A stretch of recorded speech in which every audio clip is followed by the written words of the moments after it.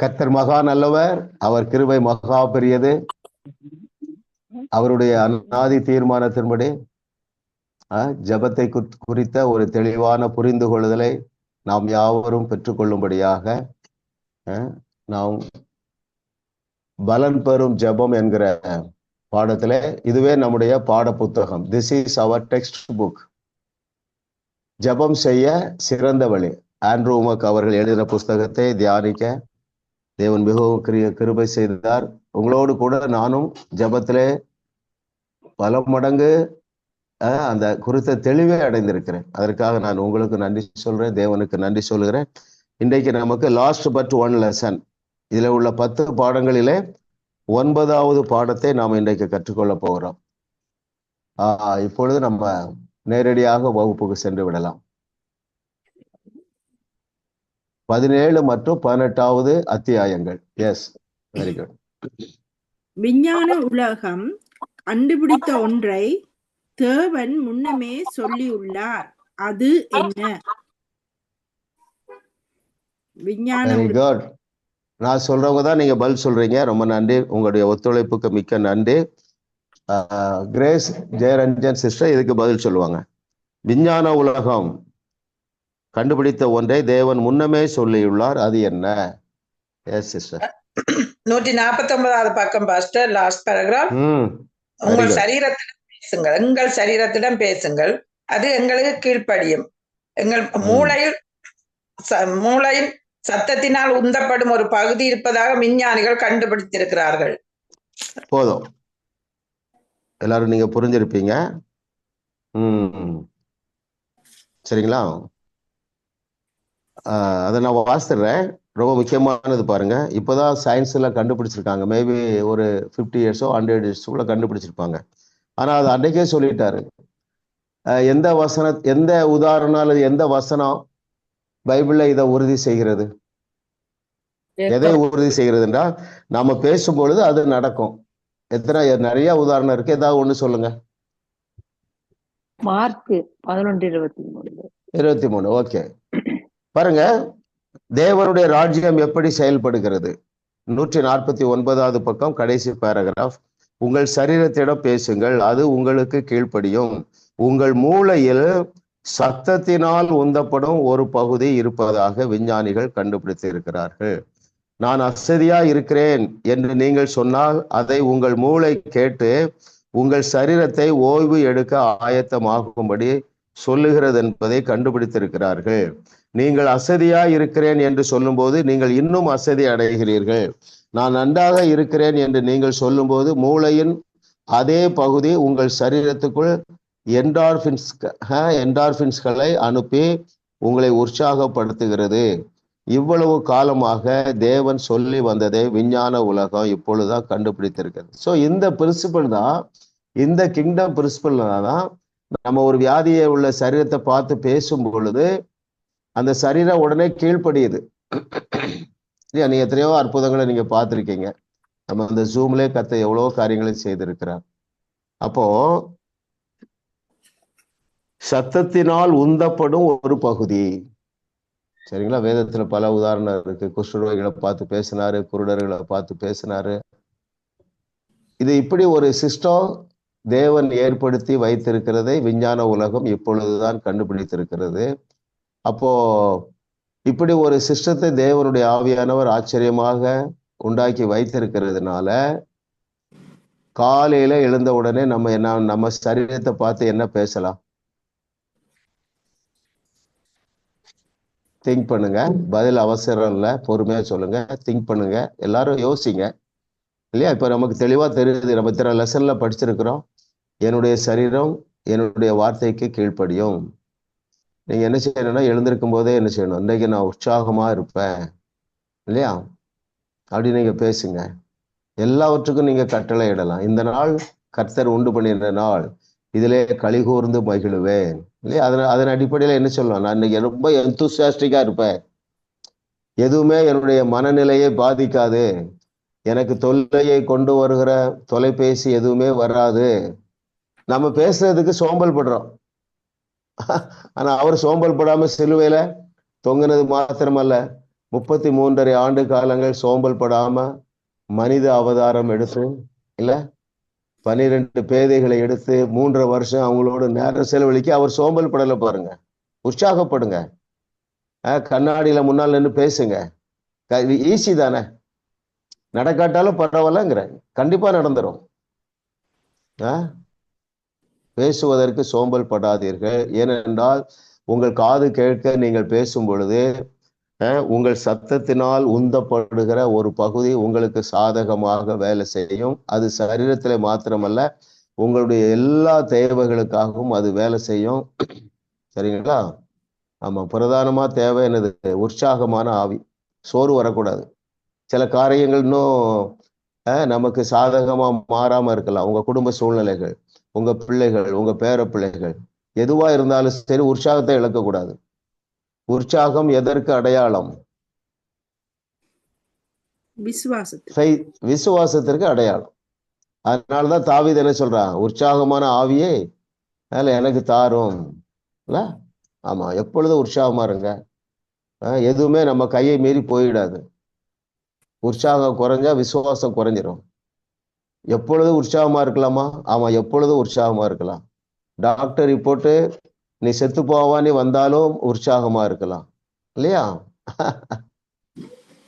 சிறைச்சாலைக்குள்ள உற்சாகமா இருந்திருக்கிறாங்க, சிங்கக்கேபிக்குள்ளேயும் உற்சாகமா இருந்திருக்கிறாங்க, சீரும் நெருப்பிற்கு உள்ளேயும் உற்சாகமாக இருந்திருக்கிறாங்க. அதனால இன்னைக்கு டிசைட் பண்றோம், காலையில எழுந்தவுடனே நான் சரீரத்தை பார்த்து பேசுவேன்.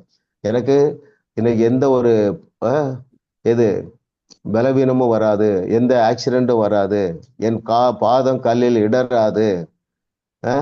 சீனியர் சிட்டிசன்லாம் என்ன பேசணும்? ஆமா, நான் இன்னைக்கு கீழே விழ மாட்டேன். அதெல்லாம் பேசுங்களா, கொஞ்சம் நீங்களே எழுதி வைங்க, நீங்களே பேசுங்க. இன்னொன்னு என்ன பேசணும்? நான் கவலைப்பட மாட்டேன், இந்த காரியம் நன்மையாகத்தான் முடியும். அப்படியே மைண்ட் செட்டை மாத்துங்க. எல்லாமே நன்மையாகத்தான் முடியும். கர்த்தர் நல்லவர், அவர் கிருபை என்றும் உள்ளது. 2வது கேள்விக்கு போயிடலாம்.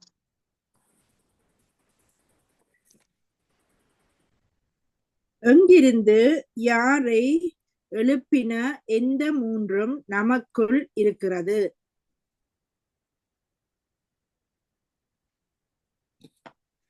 அடுத்து யாரு இருக்கிறீங்க? பவானி சிஸ்டர். எங்கிருந்து யாரை எழுப்பிய எந்த மூன்றும் நமக்குள் இருக்கிறது, அவை என்று நமக்குள்ளே வந்தது? வல்லமை, அபிஷேகம், பெலன். ஓகே, எங்கிருந்து எழுப்பின அதே வல்லமை, அபிஷேகம், பெலன் எங்களுக்கு ஏற்கனவே இருக்கிறது. Very good, very good. அது எப்பொழுது நமக்குள்ளே வந்தது? நாங்கள் ரட்சிக்கப்பட்ட பொழுது. அது ரொம்ப ரொம்ப முக்கியம்.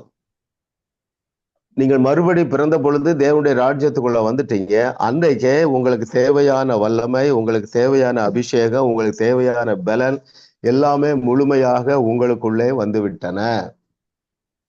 இவைகளுக்காக நீங்கள் ஜெபிக்க வேண்டிய அவசியம் இல்லை.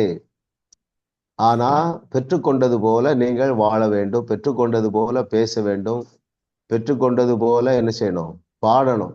வல்லமை தாருமையா, அது தவறான பாடல். வல்லமை தந்தீரையா, அது சரியான பாடல். சரிங்களா? நான் அதை வாசித்துட்டுமா உங்களுக்கு? பாருங்கள், பேஜ் 145, 145வது பக்கத்துல பாட்டம் மோஸ்ட் பேராகிராஃப்ல மிடில் வாசிக்கிற, ஒரு புதிய உடன்படிக்கை விசுவாசியாக உங்களுக்குள் இயேசு கிறிஸ்துவை உயிரோடு எழுப்பிய அதே வல்லமை, அதே அபிஷேகம், அதே பலன் ஏற்கனவே இருக்கிறது. நீங்கள் விசுவாசித்த உடனே அந்த வல்லமையை தேவன் உங்கள் ஆவியில் விடுவிக்கிறார். ஆகையால் உங்களுக்கு அது கிடைத்து விட்டது. நீங்கள் ஜெபித்த நொடியிலேயே உங்களுக்கு தேவையான அற்புதத்தை அவர் கொடுக்க என்னென்ன செய்ய வேண்டுமோ அவை எல்லாவற்றையும் அவர் ஏற்கனவே செய்து வைத்திருக்கிறார். அவர் கட்டளை கொடுத்து வல்லமையை விடுவித்து விட்டார். அது ஏற்கனவே கொடுக்கப்பட்டு விட்டது. வெளியே இருந்து வர வேண்டியதில்லை. Not from outside in but from inside out. இல்லையா? நான் ஒரு நம்பர் சொல்றேன், அந்த வசனம் யாருக்கா தெரிந்த பாருங்களேன். யோவான் 7:38. எங்கள் இதயங்களிலிருந்து ஜீவ தண்ணீர் உள்ள நதிகளோடு. ஆமா, நம்ம உள்ளத்துல இருந்து ஜீவ தண்ணீர் உள்ள நதிகள் ஓடிக்கொண்டே இருக்கின்றன. 24/7. இந்த நாலேஜ் எல்லாம் நமக்கு ரொம்ப தேவை. இந்த நாலேஜ் உங்களுக்கு இருந்ததுன்னா நீங்க ஒருவருக்காக ஜெபிக்க கையை வைக்கும் போதோ அல்லது பேசும்போதோ இந்த இந்த இந்த வசனம் ஞாபகம் வந்ததுன்னா அவங்க அந்த வியாதியஸ்தர்கிட்ட நீங்க போன உடனே அல்லது அந்த வியாதியஸ்தர் உங்கள் பக்கம் வந்த உடனே சுகமாயிருது. ஏன்னா நமக்குள்ள இருந்த அந்த சுகமளிக்கிற ஜீவ தண்ணீர் 24/7 போய்கொண்டே இருக்கிறது. அப்படிதான் ஆண்டவர் டிசைன் பண்ணி வச்சிருக்கிறார் பாருங்க. அதனாலதான் நாம் தேவர்கள். Very good. அடுத்த கொஸ்டின் போயிடலாம் சிஸ்டர். நம்முடைய இருதயத்தில் தைரியம், நம்பிக்கை மற்றும் விசுவாசம் எப்பொழுது எழும்பும்?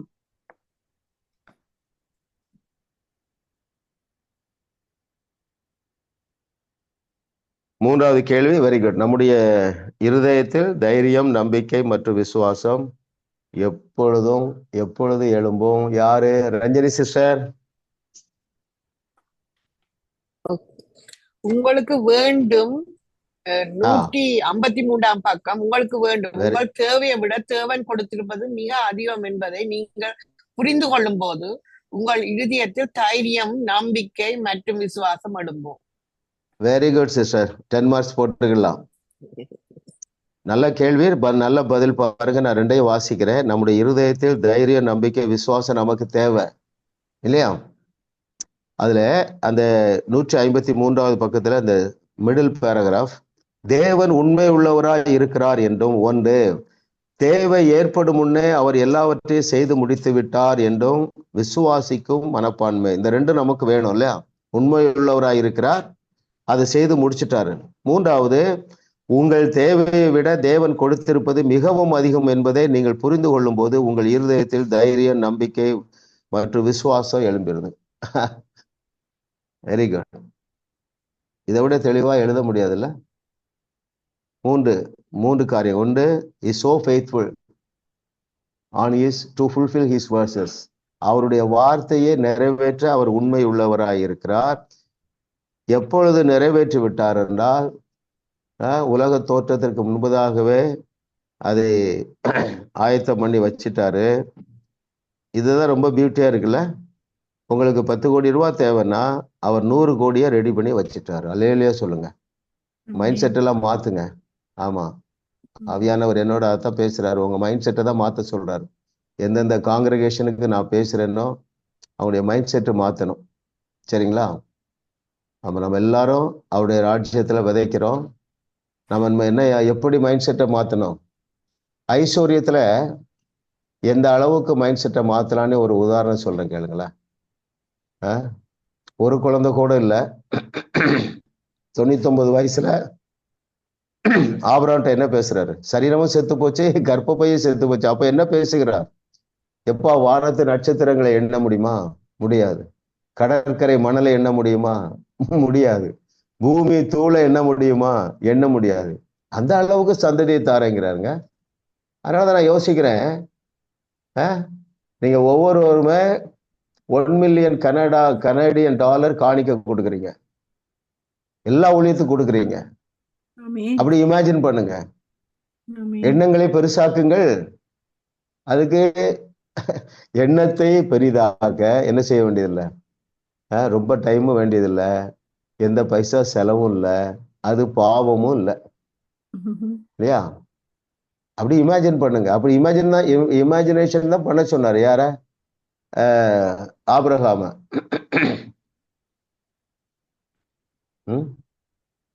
இன்னைக்கு உங்களால ஐயோ என்னால நல்லா கொடுக்க முடியலையே. அப்போ நீங்க 1 மில்லியன் டாலர் கனடியன் டாலர் கொடுக்க முடியும் என்று விசுவாசிக்க துவங்கும் பொழுது உங்கள் வருமானம் அதை விட 100 மடங்கு பெருகிடும். நம்முடைய இந்த world Shakers Bible college students தான் இதெல்லாம் இமேஜின் பண்ண முடியும். பெரிய பெரிய காரியங்களை இமேஜின் பண்ண முடியும். இதுல கொஞ்சம் நம்ம டைம் ஸ்பெண்ட் பண்ணணும் பார்த்துருங்க, எல்லா விதத்திலும். அதனாலதான் கர்த்தர் அந்த பாடெல்லாம் கொடுத்தாரு. கல்லறையே அவர் காலி செய்தார், நான் கல்லறை தோட்டத்தையே காலி செய்வேன் இல்லையா?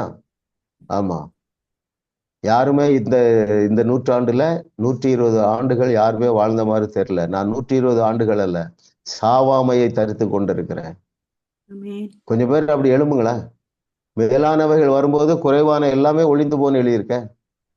ஆமா, 120 ஆண்டுகளுக்கு மேலாக காண்டாமிருகத்துக்கு ஒத்த பலத்தோடு மான் கால்களைப் போல பலனுள்ள கால்களோடு நான் வாழ்வேன், வையகத்தை வாழ வைப்பேன். அப்படி நீங்க இமேஜின் பண்ண உங்க வியாதியும் மறைஞ்சிரும், பலவீனம் மறைஞ்சிரும், சோர்வு மறைஞ்சிரும் இல்ல. அதனால அப்படி யோசிங்க. நான் அப்படி யோசிக்கிறேன். நான் மாதந்தோறும் 1 கோடி ரூபாய்க்கு மேல, இந்தியன் ருபீஸ் 1 கோடி ரூபாய்க்கு மேல அநேக ஊழியங்கள் இப்போ ஒரு 6-7 ஊழியத்துல நான் விதைக்கிறேன். இனிமே அது அந்த விதை பெருக்கிட்டோம். போன மாசமே பெருக்கிட்டோம். உலகத்துல எல்லா ஊழியத்துல நம்ம விதைப்போம். எந்தெந்த ஊழியங்கள்லாம் நமக்கு ஆசீர்வாதமா இருக்குல்ல, நாங்க பில் வின்சன்ஸுக்கு விதைக்கிறோம், ஆண்ட்ரூமுக்கு விதைக்கிறோம். ஆனா அது பெருகணும். எப்போ பெருகும்? உங்களுடைய எண்ணம் பெரிதாகாமல் உங்கள் வருமானம் பெருகாது. உங்கள் வருமானம் பெருகாமல் உங்களுடைய விதை அளவு பெருகாது இல்லையா? அதனால இது எல்லாவற்றையுமே இல்லையா, எத்தனை பேர் இருக்காங்க? சரி, உங்க தெரிஞ்சவங்களே இருக்கலாம். $1 மில்லியன் காணிக்க கொடுக்கக்கூடியவங்க, கனடியன் டாலர் கொடுக்கக்கூடியவங்க இருக்காங்க. நம்ம ஏன் அந்த நிலைக்கு போக முடியல? நம்ம அதை இமேஜின் பண்றதே இல்லை. ஆமா, ஒரு இன்ட்ரெஸ்டிங் ஒரு ஸ்டோரி சொல்லுவாங்கல்ல, இந்த பிக் இருக்கு பாருங்க, அது அதை அந்த அந்த ஷாப்புக்கு கொல்லுறதுக்கு கொண்டு போகும்போது இந்தியாவில் என்ன செய்வாங்கன்னா, சைக்கிள்ல பின்னாடி தலைகீழ கட்டுவாங்க. வாய் காலு வாயெல்லாம் கெட்டுட்டு அப்படியே கெட்டுவாங்க மேல பாக்குற மாதிரி. அன்னைக்குதான் அது தெரியுமா, என்ன தெரியுமா, எப்ப உலகம் இவ்வளவு பெரிதா என்று தெரியுமா. அது வரைக்கும் அது தரையே தான் பார்த்துட்டு இருக்கு. நம்ம அப்படி இருக்கக்கூடாது இல்ல. வார்த்தையை நம்பி பெருசா பார்ப்போம், பெருசா இமேஜின் பண்ணுவோம், பெரிதா பேசுவோம், பெரிதா அட்டெம்ப்ட் பண்ணுவோம். சரிங்களா? ஆமா, விதை பெருக பெருக வருமானமும் பெருகிவிடும். Very good. கர்த்தர் நல்லவர். அப்ப திரும்ப நான் அதை ஞாபகப்படுத்துறேன் பாருங்க. இதெல்லாம் முக்கியமான கேள்வி, அருமையான பதில். நம்முடைய இருதயத்தில் தைரியம், நம்பிக்கை மற்றும் விசுவாசம் எப்பொழுது எழும்பும்? 3 எழுதுக. தேவன் சொன்னதிலே உண்மை உள்ளவராய் இருக்கிறார். 2வது, அதை ஏற்கனவே நம்முடைய ஸ்பிரிட்ல டெபாசிட் பண்ணி விட்டார். 3வது, நம்முடைய தேவையை விட தேவன் கொடுத்திருப்பது மிகவும் அதிகம் என்பதை நீங்கள் புரிந்து கொள்ளும் போது உங்கள் இருதயத்தில் தைரியம், நம்பிக்கை மற்றும் விசுவாசம் எழும்புகிறது. 3 தேவையா இல்லையா? நமக்கு தைரியம் வேணும், நம்பிக்கை வேணும் இல்லையா, விசுவாசம் இன்னும் வளர்ந்துட்டே இருக்கணும். எல்லாவற்றையும் கொடுத்து நிறைவாக வழிந்து ஓடுகிற அனுபவத்தோடு கொடுத்து விட்டா. எத்தனை இல்ல, வேண்டுவதற்கும் நினைப்பதற்கும் மிகவும் அதிகமாக கொடுத்திருக்கிற உங்க பாத்திரம் நிரம்பி வழிகிறது. இதெல்லாம் வசனங்கள்லாம் என்ன சொல்லுது? Overflowing blessing. ஏன் ஒரு சிறு கூட்டத்தை எழுப்புகிறார்? நம்ம ஒரு சிறு கூட்டமா இருக்கிறோம். ஆன்லைன் யூடியூப்ல இணைந்திருக்கிறவர்கள், ஜூம் மீட்டிங்ல இணைந்து நம்ம ஒரு சிறு கூட்டமா இருக்கிறோம். தேவன் நம்மை ஆயத்தப்படுத்தி கொண்டு இருக்கிறார். எதுக்கு? உலகத்துக்கு கடன் கொடுக்கத்தக்கதாக. நாம எழும்புவோம், நம்ம சந்ததி எழும்பும். நீங்க இந்த வெளிச்சத்துக்குள்ள வரும் பொழுது உங்களுடைய திங்கிங் மாறுது, உங்களுடைய ஆட்டிடியூட் மாறுது. அதை பார்க்கும் பொழுது உங்கள் சந்ததி மாறி விடுவார்கள். ஆமா, தேவன் நம்ம சாதாரண ஒரு பர்பஸுக்காக சூஸ் பண்ணல, ஒரு மிகப்பெரிய ஆசீர்வாதமாக இருக்கும்படியாக என்னையும் என் சந்ததியும் தேர்ந்தெடுத்திருக்கிறார் என்று நம்ம மைண்ட் செட் மாறும் பொழுது சந்ததியுடைய மைண்ட் செட்டு மாறுது. கர்த்தர் உங்களை கொண்டு என்னை கொண்டு இன்னும் பெரிய காரியங்களை செய்வார். அடுத்த கொஸ்டின் போயிடுவோம். 4வது கேள்வி. எந்த ஒரு தேவையாக இருந்தாலும் எப்பொழுது நாம் அதற்காக அதிக நேரம் ஜெபிக்க வேண்டியதில்லை. எந்த ஒரு தேவையாக இருந்தாலும் எப்பொழுது நாம் அதற்காக அதிக நேரம் ஜெபிக்க வேண்டியதில்லை. Very good sister. ஆமா, நீங்க கேள்வியா இப்படி நிதானமா பல முறை படிக்க வேண்டியிருக்கும் சில கொஸ்டின்லாம் இல்ல. ஆமா, இதெல்லாம் நான் டைரக்டா கேட்டா உங்க மனசுல ஆழத்துல பதியாது. கொஞ்சம் சுத்தி உழைச்சு கேட்டாதான் நீங்க அதுல கொஞ்சம் மைண்ட் அப்ளை பண்ணுவீங்க, ஆழமா பதிந்துரும். ஏ சிஸ்டர் பாம் அமர தேவா சிஸ்டர்.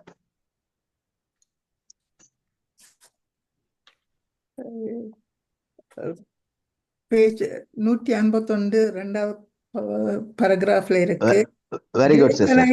தேவனை நேசிப்பதும் ஆராதிப்பதும் உங்களுக்கு மிக முக்கியமான வேலையாக இருந்தால் மற்ற காரியம் ஜெபிக்க அதிக நேரம் செலவழிக்க வெரி குட், வெரி குட். கரெக்டா எழுதியிருக்கீங்க. எல்லாரும் நல்லா படிக்கிறீங்க.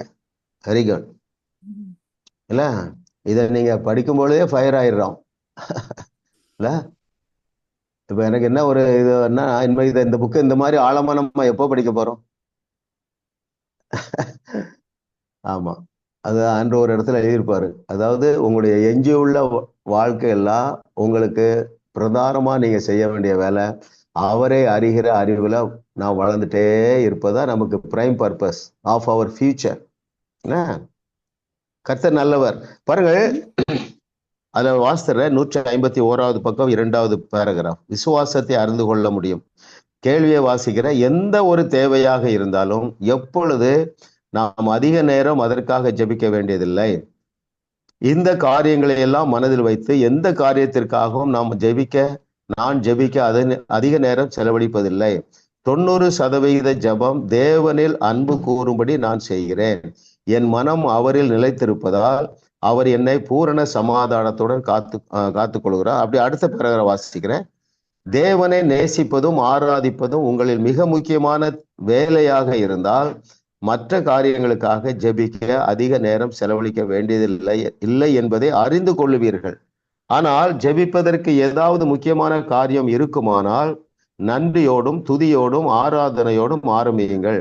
பிதாவே, இந்த பிரச்சனை எனக்கு ஆரம்பிக்கும் முன்பதாகவே அதற்குரிய எல்லாவற்றையும் நீர் செய்து விட்டபடியால் உமக்கு நன்றி. உம்முடைய தழும்புகளால் நான் குணமாகி விட்டபடியால் உமக்கு நன்றி என்று சொல்லுங்கள். கொலோசியர் 2:7 நன்றியோடு விசுவாசத்தில் பெருகுங்கள் என்று சொல்லுகிறது. ஏற்கனவே உங்கள் ஆவியில் நடந்து விட்டவைகளை குறித்து தேவனை துதித்து நன்றி சொல்லிக்கொண்டே இருங்கள். பயமும் கவலையும் உங்களை விட்டு விலகி உங்களுக்குள் விசுவாசம் உயிர் பெறும் வரை அப்படி செய்யுங்கள். இதுதான் நம்முடைய வாழ்க்கையாக இருக்க வேண்டும்ல.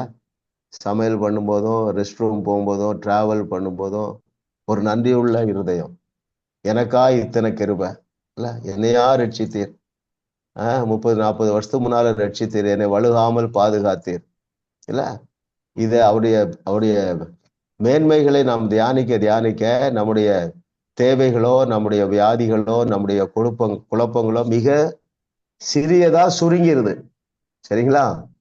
ஆமா, இன்சிக்னிபிகண்டா மாறிடுது. அப்பொழுது அந்த அற்புதம் நடந்துரும். எஸ், அடுத்த கொஸ்டின் போலாம். Question number 5. பயத்தோடும் பதட்டத்தோடும் அழுகையோடும் ஜெபித்தால் பலன் கிடைக்காது. ஏன்? பயத்தோடும் பதட்டத்தோடும் அழுகையோடும் ஜெபித்தால் பலன் கிடைக்காது. ஏன்? அது மேட்சி சிஸ்டர் சொல்லணுமா? எஸ், பேஜ் 152 செகண்ட் பேராகிராஃப்ல இருக்கு. இன்னும் நாங்கள் பயத்தில் இருந்தால் இல்ல நீங்க புரிந்திருக்கிறத ஷார்ட்டா சொல்லுங்க. ஒன் வேர்ட்லயே சொல்லலாம் அந்த பதில்.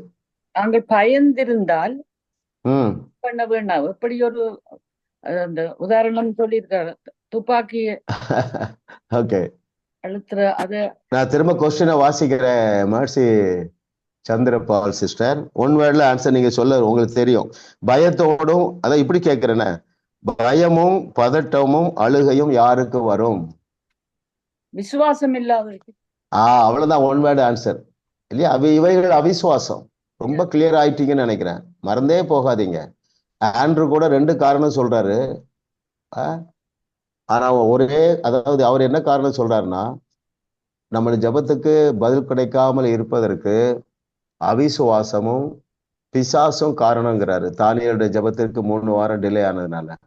பட் அதையும் நம்ம ஜெயிப்போம். எதையும் விசுவாசம் தடை செய்ய முடியாது. நீங்க விசுவாசத்துல பெருகுவீனா. சரியா? ஆமா, பயத்தோடும் பதட்டத்தோடும் அழுகையோடும் ஜபித்தால் பலன் கிடைக்காது. ஏனென்றால் அது அவிசுவாசத்துக்கு அடையாளம். எல்லாரும் நம்ம இதுல வளர்ந்துருக்கோம். எதுல? தைரியத்துல.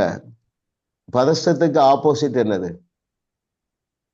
டென்ஷனுக்கு ஆப்போசிட் என்னது? ரிலாக்ஸ். ரிலாக்ஸ். இன்னொன்னு வேற என்ன வேர்ட் சொல்லலாம்? பீஸ் சொல்லலாமா? பீஸ். பதஷ்டம், டென்ஷனுக்கு ஆப்போசிட் பீஸ். பீஸ்ல எல்லாரும் வளர்ந்துருக்கீங்களா? ஆமென். ஆமா, வளராமல் இருக்கவே முடியாது. நீங்க வளரவில்லைன்னா அந்த வகுப்புல தொடர்ந்து இருக்கவே மாட்டீர்கள். எனக்கு 100% தெரியும். Amen. கண்டிப்பா அந்த டிவைன் பீஸ்ல நீங்க வளர்ந்துருக்கீங்க. மூணாவது என்னது? அழுக. ஆமா, அழுகையிலிருந்து நீங்க எல்லாரும் வெளியே வந்திருப்பீங்க. இன்னும் ஒரு சிலர் முழுசா வெளியே வரட்டாலும் அந்த அழுகையே மாறி இருக்கும். அதுக்கெல்லாம் காரணம் என்னன்னா, you are growing in faith. விசுவாசத்துல வளர வளர வளர இந்த மூன்றுமே தானாகவே நம்மை விட்டு போய் விடுகிறது. Amen. ஏன் கிறிஸ்தவத்துல அதிகமாக விசுவாசத்துல வளரவில்லை, சத்தியத்தை சரியாக அறியவில்லைங்கிறத விட இன்னும் பெட்டர் ஆன்சர் இருக்குன்னா, ஏன் வளரவில்லைன்னா சொல்லுங்க. Very good. பாருங்க, சூப்பர் நேச்சுரல்ல பிலீவ் பண்றது இல்ல. சரிங்களா? சூப்பர் நேச்சுரல்ல பிலீவ் பண்ணுகிறவர்கள் கண்டிப்பா இந்த மூன்றிலிருந்து வெளியே வந்துருவாங்க. நேச்சுரல் சொல்யூஷனை பாருங்க, ஒரு நீடு அல்லது ஒரு சிக்னஸ், ஒரு டென்ஷனான சூழ்நிலை, ஒரு சிக்கல், ஒரு சிறையிருப்பு, இவைகளிலிருந்து நீங்கள் ஆதி ஆகமத்திலிருந்து வெளிப்படுத்தின விசேஷம் வரைக்கும் வாசிப்பீர்கள் என்றால், ஒரு பிரச்சனையான சூழ்நிலையிலிருந்து நம்மை வெளியே கொண்டு வருவது சூப்பர் நேச்சுரல் ப்ரொவிஷன் தான். கானானுக்குள்ள போகும் வரைக்கும் என்ன செஞ்சது? சூப்பர் நேச்சுரல் ப்ரொவிஷன் தேவைப்பட்டது. அப்போ நீங்கள் சிறையிருப்பிலிருந்து மாறும் வரைக்கும் தேவனுடைய ஒரே வழி இயற்கைக்கு அப்பாற்பட்ட வழிதான். இதை நம்ம அறிஞ்சிருக்கணும். இதை அறிந்தால்தான் நீங்கள் விசுவாசத்துல என்ன செய்ய முடியும்? வளர முடியும். Natural solution. அன்னைக்கு ஒருத்தர் வந்தாரு, இந்தியன் ருபீஸுக்கு 22 lakhs வந்து அவர் என்ன பண்ணிட்டாருன்னா அந்த இதுல ஸ்டாக் மார்க்கெட்ல இழந்துட்டார். இப்போ அவர் வந்து எல்லா இடத்துலயும் கடன் வாங்கி மந்த்லி 1 lakh இருந்தாதான் அவரால் இந்த கடன் பிரச்சனை இருந்து வெளியே வர முடியும். அப்போ அவரும் ஒய்ஃபும் அழுதுகிட்டே வந்தாங்க. சரிங்களா? ஏன்னா அவங்களால சூப்பர் நேச்சுரல்ல குறித்த நாலேஜ் இல்லை. நான் சொன்னேன், பிரதர், உங்க வருமானத்தை வச்சு நீங்க இதை அடைக்க முடியாது. It is practical. பட் வேதத்துல இப்படிப்பட்ட சூழ்நிலைகளில எல்லா தீர்வும் இயற்கைக்கு அப்பாற்பட்ட விதத்துல தான் பரலோகம் கொடுத்துருக்கு. ஸோ நீங்க சூப்பர் நேச்சுரலை பிலீவ் பண்ணுங்க. என்னுடைய செய்தியை கேளுங்க, இந்த புக்கை வாசிங்கன்னு சொல்லி கொடுத்து விட்டுருக்கு. It is very very important இல்லையா? டாக்டர் சொல்லியிருக்கலாம், இத்தனை நாள் டேட்டு ஃபிக்ஸ் பண்ணியிருக்கலாம். ஆனா வேதத்துல வியாதிக்கு தீர்வு இயற்கைக்கு அப்பாற்பட்ட விதத்துல தான் கொடுத்துருக்குது. கடனுக்கு தீர்வு இயற்கைக்கு அப்பாற்பட்ட விதத்துல தான் கொடுக்கப்பட்டிருக்கிறது. சிறையிருப்புல இருந்து விடுதலை இயற்கைக்கு அப்பாற்பட்ட விதத்துல தான் நடந்திருக்கு. கடன் பிரச்சனைக்கு தீர்வு உதாரணம் ஒண்ணு சொல்லுங்களா பைபிள்ல இருந்து யாராவது? அந்த தீர்க்கதரிசியின் வாய் அந்த செத்து முடிய எலியா வந்து எண்ணெய் பெருக செய்கிறார். என்ன சொல்லுங்க. கரெக்ட் தான், சொல்லுங்க, டீட்டெயில சொல்லுங்க. அவ கடனோட தீர்க்கதரிசி வைஃபையும் பிள்ளைகளையும் விட்டுட்டு செத்து போயிடுவா. அதுக்கு என்ன சொன்னாரு தீர்க்கதரிசி? அந்த தீர்க்கதரிசி என்ன சொல்யூஷன்? எண்ணெய் இருக்கு கொண்டு வா. Very good. பாருங்க, சூப்பர் நேச்சுரல் சொல்யூஷன் தான். கானா ஒரு கல்யாண வீட்டுல சூப்பர் நேச்சுரல் சொல்யூஷன். சிறைச்சாலைக்குள்ள இருந்து வெளியே வர சூப்பர் நேச்சுரல் ப்ரொவிஷன். அதுல நீங்க நல்லா வளர்ந்துட்டே இருங்க, பிராக்டிஸ் பண்ணுங்க. ஆமா, அப்பதான் நீங்க பெரிய பெரிய அற்புதங்களை தைரியமா செய்வீங்க. உங்களை பரலோகம் நம்பி இருக்கிறது. என்னுடைய பிரச்சனையே தீரவில்லை அப்படின்னு நினைக்காதீங்க. மற்றவர்களுக்கு ஆசீர்வாதமாக மாறுங்கள். இல்ல, நல்ல கிளாசிக் எக்ஸாம்பிள் யாரு? யோசேப்பு. குழியில சொப்பனம் கிடைச்சிட்டு அப்புறம் என்னெல்லாம் நடக்க? குழியில தள்ளி போடுறாங்க, சிறைச்சாலைக்குள்ள போடுறாங்க. சிறைச்சாலைக்குள்ள எப்படி இருந்திருக்க முடியும்ல? அங்க போய் ஒருத்தன் கூப்பிடுற, எப்பா பார்வோனுக்கு ஒரு பிரச்சனை, அவரு ஒரு சொப்பனம் கண்டாரு, நீதான் அதை தீர்த்து வைக்க வேணும், பதில் சொல்ல வேண்டும் என்று அழைக்கும் பொழுது இன்றைய கிறிஸ்தவர்கள் என்ன, எப்ப என் சொப்பனத்துக்கே எனக்கு அர்த்தம் தெரியல, என்னை போய் நீ கூப்பிட்டு அல்ல, அவர் சொல்லல. பாருங்க, சந்தோஷப்பட்டு களி கூர்ந்து எழும்புங்க. உங்கள் குறைவுகளின் மத்தியிலும் அநேகருடைய மற்றவருடைய குறைகளை தீர்த்து வைக்கக்கூடிய ஆற்றலினால் தேவன் உங்களை நிறைத்து வைத்து இருக்கிறார். அல்லேலூயா. அடுத்த கொஸ்டின் போவோம். பெற்றுள்ள நன்மைகளை சரீரத்துக்குள் கொண்டு செல்லும் பாலம் எது? Yes brother Philip. Faith is the bridge. Yes, very good. உங்களுக்கு எப்பொழுதுமே ஈஸியான கொஸ்டின் தான் வந்த மாதிரி தருது. இல்ல, ஈஸியா புரிய வைக்கிறாரு பாருங்க. நம்ம ஒரு காரியம் எல்லாரும் நீங்க கன்ஃபார்மா உறுதியா இருங்க. உங்களுக்கு தேவை எல்லாவற்றையும் தேவன் ஏற்கனவே இந்த ஸ்பிரிட் வேர்ல்டுல வைத்துட்டாரு. அப்போ அந்த ஸ்பிரிட் வேர்ல்ட்ல இருக்கிற அந்த பிளஸ்ஸிங்க நம்முடைய எக்ஸ்பீரியன்ஸா கொண்டு வர்றதுக்கு அல்லது நம்முடைய வாழ்க்கையில அதை மேனிஃபெஸ்ட் பண்ணுவதற்கு the bridge is faith. 146வது பக்கத்துல டாப்ல இருக்கு பாருங்க, செகண்ட் பேர். ஆனால் அது கொஞ்சம் முந்தைய கொஞ்சம் வாசிக்கலாம் போல் இருக்குல்ல. சரி, நீங்க வாசிடுங்க. ஆனால் இப்போது என் சரீரத்திற்கு அது தேவையாக இருக்கிறதே. ஆவிக்குரிய நிலையிலிருந்து சரீரத்திற்குள் செல்லும் பாலமாக விசுவாசம் செயல்படுகிறது. ஏற்கனவே ஆவியில் கொடுக்கப்பட்டது நமது சரீரத்திற்குள் அல்லது வெளிப்படையாக இப்படித்தான் வருகிறது. நமது விசுவாசம் நம்பப்படுகிறவைகளுக்கு ஆதாரம் கொடுத்து காணப்படாதவைகளுக்கு நிச்சயம் தருகிறது. அதாவது தொடும்படியாக அல்லது இயற்கை நிலைக்கு அது வெளிப்படுகிறது. காண முடியாத ஒரு நிலையில் ஒரு காரியம் இருந்தால் அது இல்லாத ஒரு காரியம் ஆகிவிடாது. ரொம்ப முக்கியம் பாருங்க. விசுவாசம் என்றால் காணப்படாதவைகளை காணுவது. அப்போ காணப்படாதவைகள் என்று சொன்னாலே ஏதோ இடத்துல இருக்கு. இட் இஸ் நாட் விசிபிள், நம்ம கண்ணுக்கு தான் தெரியல. ரைட்? அப்போ ஆவிக்குரிய உலகம் நம்முடைய கண்களுக்கு புலப்படவில்லை. நான் சொன்ன பாருங்க, மாதந்தோறும் $10 million நீங்க பல ஊழியத்துல விதைக்கிற அந்த விதையானது ஸ்பிரிட் வேர்ல்டுல இருக்கு. அதனாலதான் என் மூலமா ஆண்டவர் பேசுறாரு. அதை மேனிஃபெஸ்ட் பண்றது, அதை உங்க கையில கொண்டு வர்றது அல்லது உங்க பேங்க் அக்கௌண்ட்டுக்கு கொண்டு வர்றது ஃபெய்த். ஃபெய்த்தை குறித்து ஏன் ஒரு தெளிவு இல்லைன்னா, இட் இஸ் ஆல்சோ இன்விசிபிள். ஆனா கண்ணீர் விட்டு ஜெபிக்கிறது அது விசிபிளா இருக்கு. முழங்கால் விசிபிளா இருக்கிறதுனால அதுக்கு ஃபோக்கஸ்ட் மாத்தி விட்டான் பிசாசு. காணப்படாதவைகளிலிருந்து காணக்கூடிய உலகத்துல பிசாசு தம்முடைய தேவனுடைய ஜனங்களை தள்ளிவிட்டான்.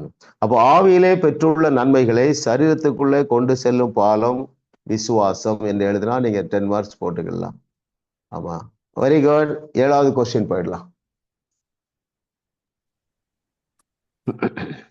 எது ஒன்று இயங்குகிறது என்பதை புரிந்து கொள்ளாதவர்கள் தேவனிடமிருந்து அதிகமாக எதையும் ஜெபத்திலே பெற்றுக்கொள்வதில்லை. Very good. Sister Lydia Stephen. 159வது பக்கத்துல நீங்கள் பெற்றுக்கொண்டீர்களா என்ற பகுதியில தேவன் ஆவியா இருக்கிறார், அவர் கிரியை செய்யும் போது.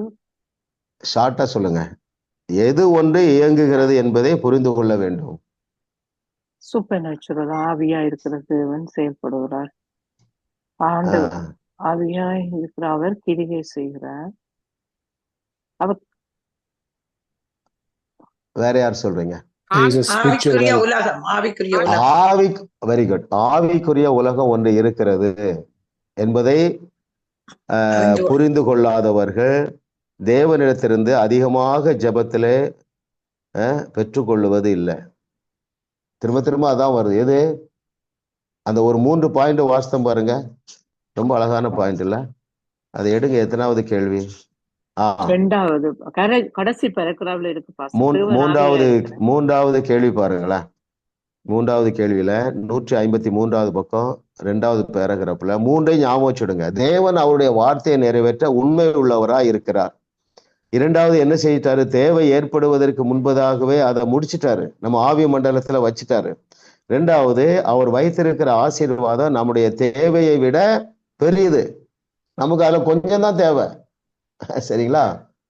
Very good. லிதியா சிஸ்டர், நீங்க புரிஞ்சிருப்பீங்க, எழுத இது பண்ணிட்டீங்க. அதுவும் இது திரும்ப திரும்ப ஞாபகம் வைங்க. ஆவிக்குரிய மண்டலத்துல எல்லாமே நமக்கு சம்ச்சுவஸா, சர்ப்ளஸா, ஓவர்ஃப்ளோயிங்கா, அபண்டன்டா வச்சிருக்கிறார். அதை விடுவிப்பது தான் நம்முடைய ஜெபம், ஆமா, அதை விடுவிப்பது எது? ஆவிக்குரிய மண்டலத்துல இருக்கிற அந்த மேலான ஆபிரகாமுடைய பூமி தாங்க முடியாத ஆசீர்வாதங்களை நம்முடைய கையிலே கொண்டு வருவது எது? ஃபெய்த். Very good. நெக்ஸ்ட் எத்தனாவது கொஸ்டின்? Question number 8. எது உயர்ந்த பரிசுத்தவான்களுக்கு மாத்திரம் சொந்தமில்லை? Very good. Maheswari sister, one word answer தான் நான் எதிர்பார்க்கிறேன் இந்த கேள்விக்கு பதில்.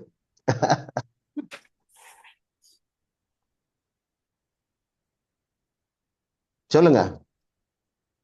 அன்மியூட் பண்ணி எடுத்து வச்சனே.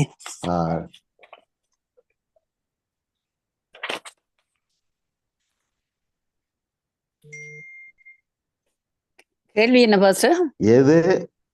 எது உயர்ந்த 8வது கேள்வி, எது உயர்ந்த பரிசுத்தவான்களுக்கு மாத்திரம் சொந்தம் இல்லை?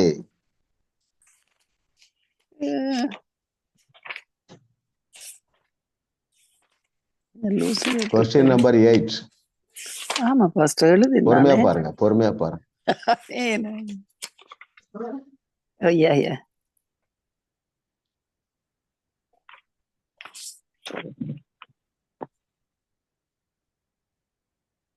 இதை நீங்க தேடுங்க, நான் ஒரு ஐடியா கொடுக்குறேன். எல்லாருமே எத்தனை பேர் பிராக்டிஸ் பண்றீங்கன்னு தெரியல.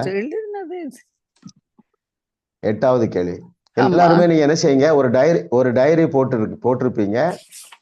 கொஸ்டின் பேப்பர் வந்த உடனே 10 கேள்வியையும் எழுதிடுங்க. ரொம்ப முக்கியம், உங்களுக்கு ஃபியூச்சருக்கு ரொம்ப ஹெல்ப் பண்ணும். சரிங்களா? ஆன்சர் வந்து பாத்தீங்கன்னா 1 or 2 லைன்ஸ்ல முடிஞ்சிடும். 5 லைன் கேப் விட்டு அந்த கொஸ்டினை நீங்க எழுதிடுங்க. 1 or 2 லைன்ஸ்ல நீங்க ஆன்சரை எழுதி வச்சிடுங்க. அப்புறம் நம்ம இந்த வகுப்புக்கு வரும் பொழுது நம்ம டிஸ்கஸ் பண்ணும்போது நீங்க நோட் பண்ண வேண்டிய பாயிண்ட் நிறைய இருக்கும். அதில் 2-3 லைன் வேஸ்ட் ஆனா கூட பரவாயில்ல. திரும்ப சொல்றேன், கொஸ்டின் பேப்பர் வந்த உடனே அந்த பாட பேர் எல்லாம் எழுதி 10 கொஸ்டினையும் 5 லைன் விட்டு எழுதி வைத்துக் கொள்ளுங்கள். நீங்க தெரிஞ்ச ஆன்சரை எழுதுங்க, தெரியட்டனா விட்டுருங்க. எழுதிட்டு அதுக்கப்புறம் நீங்க என்ன செய்யுங்க, பரவாயில்ல, ஓகே பரவாயில்ல, சரி பரவாயில்ல.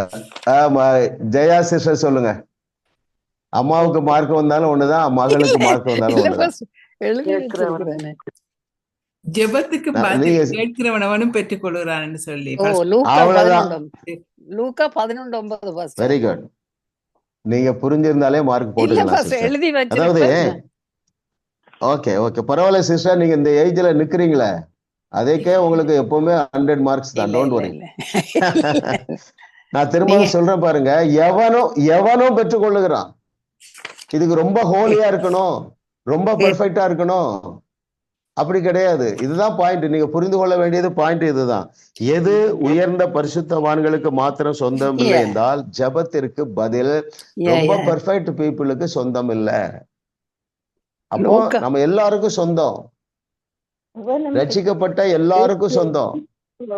இன்னும் ரட்சிக்கப்படாதவர்களுக்கு சொந்தமாகுது, ஏன்னா அவங்களும் விசுவாசிக்கிறாங்க. எத்தனையோ இண்டோஸ் விசுவாசிக்கிறான் பாருங்க. வாசிக்கிறேன் சிஸ்டர், ஒன்னு ஒரே பண்ணாங்க. 157வது பக்கத்துல தேவன் எப்போதும் பதிலளிக்கிறார். தேவனுடைய வார்த்தை இதற்கு நேர்மாறாக அறிவிக்கிறது என்னவென்றால், கேட்கிற எவனும் பெற்றுக்கொள்ளுகிறான், இன்னொன்னு பேசுகிற எவனும் பெற்றுக்கொள்ளுகிறான். அதுக்கு எந்த வசனம்? மார்க் 11:23 என்ன சொல்றது? எவனாகிலும். அந்த வேர்டு ரொம்ப பஞ்சா இருக்கு. கேட்கிற எவனும் பேசுகிறான், பெற்றுக்கொள்ளுகிறான். பேசுகிற எவனுக்கும் அது வேலை செய்து பாருங்க. அது ரொம்ப முக்கியம். whoever it may be, யாரா இருந்தாலும் சரி வேலை செய்யும்.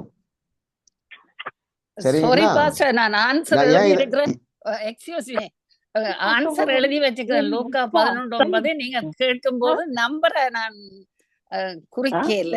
ஆன்சர் 8வது கேள்வி என்னது குறிக்காத விட்டுட்டேன், அதான் தேடிட்டேன். அது ஓகே, நீங்க என்ன எழுதிருங்க கொஸ்டின் பேப்பரை. 2வது, நீங்க இந்த ஒன் வேர்டு ஆன்சருக்குள்ள ட்ரை பண்ணுங்க. அது உங்களுக்கு மனசுல ஆழமா பதியுங்கிறதுக்காக சொல்றேன். ஆமா, எவனும் பெற்றுக்கொள்ளுகிறான். பேசுகிற எவனும் பெற்றுக்கொள்ளுகிறான். எவனாகிலும் இந்த மலையை பார்த்து பேசினா போதும். சரி, எல்லாராலும் பேச முடியாது, விசுவாசிக்கிறவனாலதான் பேச முடியும். இல்லையா? ஓகே, ரொம்ப முக்கியமா பாருங்க. am I qualified? இதுலதான் 99% அவுட் ஆயிடுறாங்க. நான் எப்படிப்பா பெற முடியும்?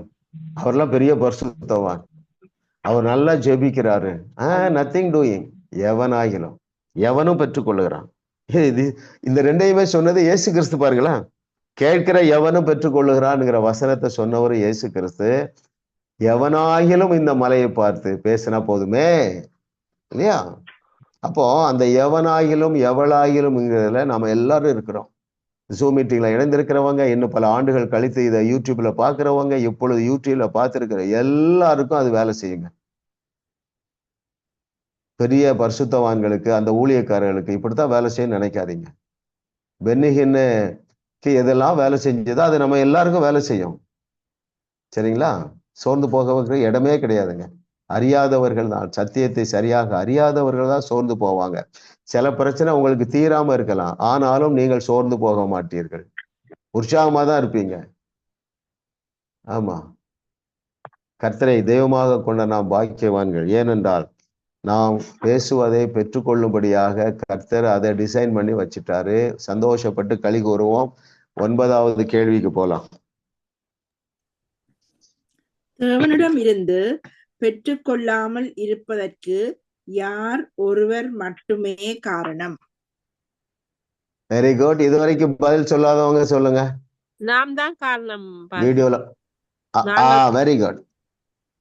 ஆமா, எதெல்லாம் காரணம் அல்ல சிஸ்டர்? எதெல்லாம் காரணம் அல்ல?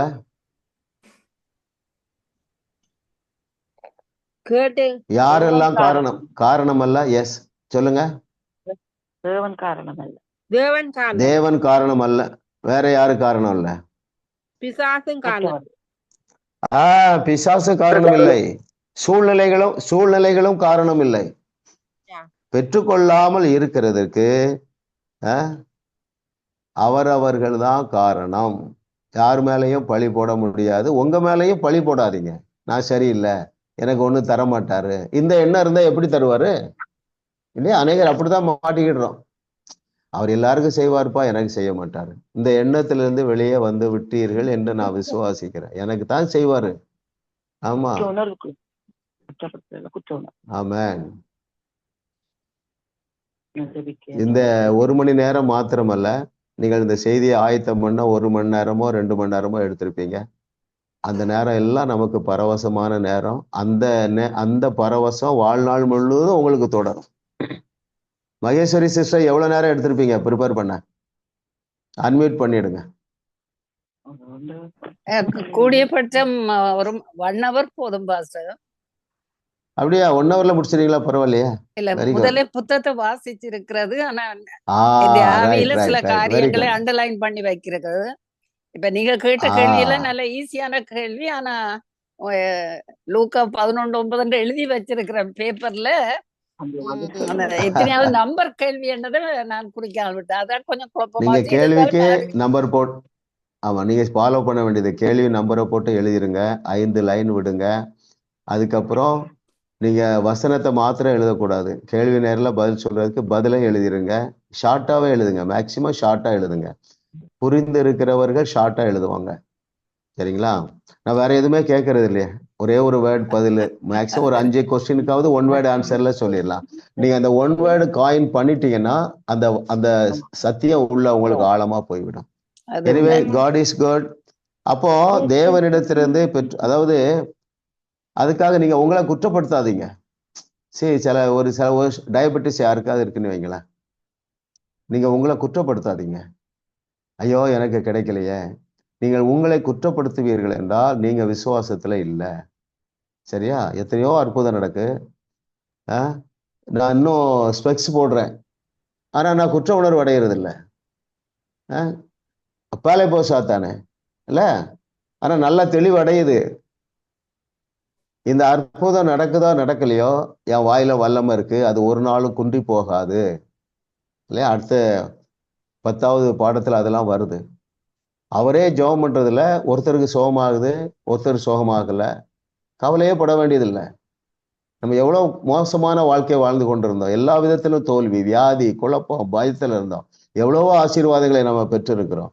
முழுமையான ஆசீர்வாதங்களை நாம் பெறுவோம். இப்பொழுது கடைசி கேள்விக்கு போயிடலாம். எவைகளை மட்டுமே நாம் தேவனிடமிருந்து பெற்றுக்கொள்ள முடியும்? இதுவரைக்கும் சொல்லாதவங்க சொல்லுங்களேன்.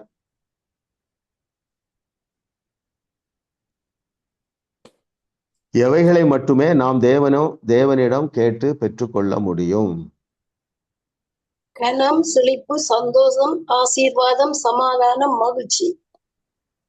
ஓகே, இன்னும் வேற யாரு? நீங்க இது வரைக்கும் சொல்லாதவங்க யோசிங்க. ஸ்கிரீன்ல வராதவங்க.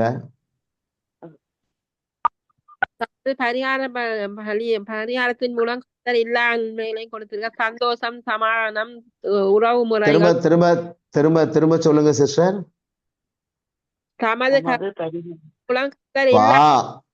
அதுதான் நான் எதிர்பார்த்தேன். அதாவது சிலுவையில எதெல்லாம் நமக்கு சம்பாதித்து வைத்துட்டாரோ அவைகள் எல்லாவற்றையும் நாம் கேட்டு பெற்றுக்கொள்ள முடியும். நான் உங்களுக்கு இதுல ஒரு விளக்கம் கொடுக்குறேன். நமக்கு நமக்கு நமக்கு தேவைக்கும் அதிகமாக எல்லாவற்றையும் சம்பாதிச்சிட்டார். அப்படி மனசுல வச்சுடுங்க. சரிங்களா?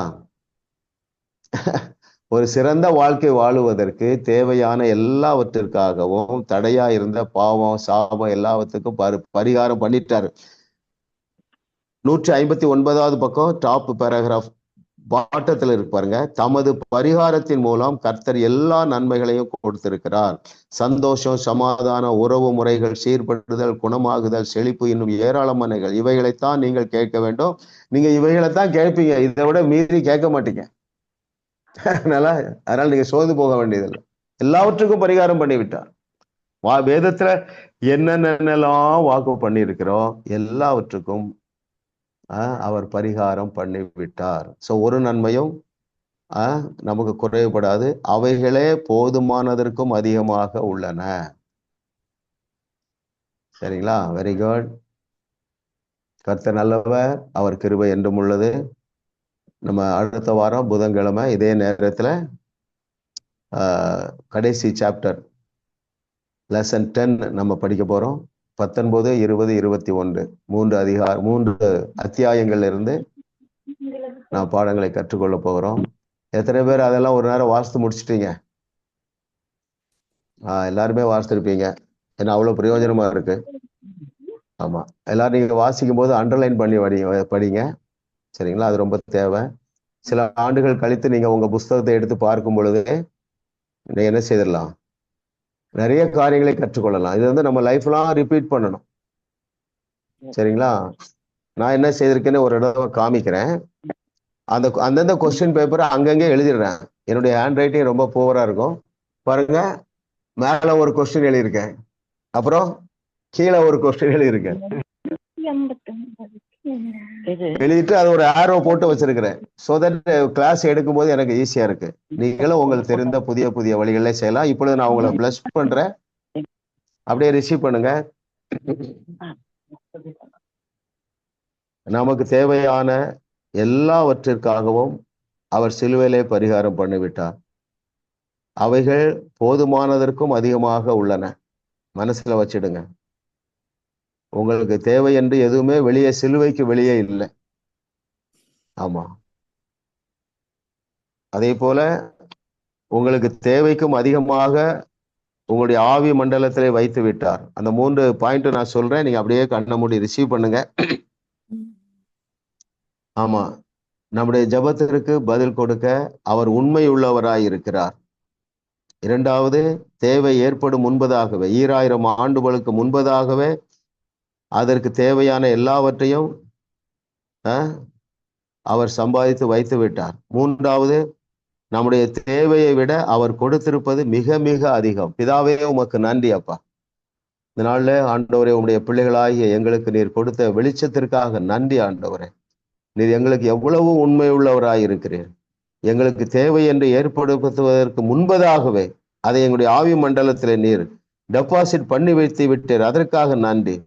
நீர் வைத்திருப்பது எங்களுடைய தேவைகளை பூர்த்தி செய்ய மாத்திரமல்ல, இந்த உலகத்தில் உள்ள அத்தனை பேருடைய தேவைகளையும் பூர்த்தி செய்யத்தக்கதாக, ஓ நன்மையினாலும் கிருபையினாலும் ஆசீர்வாதங்களினாலும் ஐஸ்வர்யத்தினாலும் செழிப்பினாலும், ஓ எங்கள் தேவைக்கு மிஞ்சின அளவு நீர் எங்களை அக்கௌண்ட்ல வைத்திருக்கிறதற்காக நன்றி. இவைகளை அறிந்து கொள்ளக்கூடிய பிரகாசமுள்ள மனக்கண்கள் உண்டாவதாக.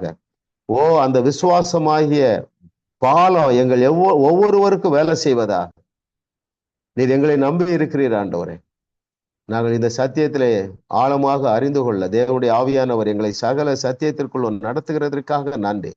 இந்த நாளில் ஜூம் மீட்டிங் மூலமாக யூடியூப் வாயிலாக இன்னும் பல ஆண்டுகள் கழித்து இந்த யூடியூப் வாயிலாக இந்த சத்தியத்தை அறிந்து கொள்ளுகிறவர்கள் இயேசு கிறிஸ்து சொன்ன வார்த்தையின்படி, ஓ நாங்கள் இயேசு கிறிஸ்து செய்தவைகளையும் செய்வோம், அதைவிட பெரிய ஆசீர்வாதங்களையும் இந்த உலகத்தாருக்கு நாங்கள் கொடுப்போம். அதற்கேற்ற பாதையிலே எங்களை நடத்துகிற ஆவியானவரே உமக்கு நன்றி. உமக்கே மகிமை செலுத்துகிறோம் இயேசுவின் நாமத்தில் பிதாவே. ஆமென், ஆமென், ஆமென்.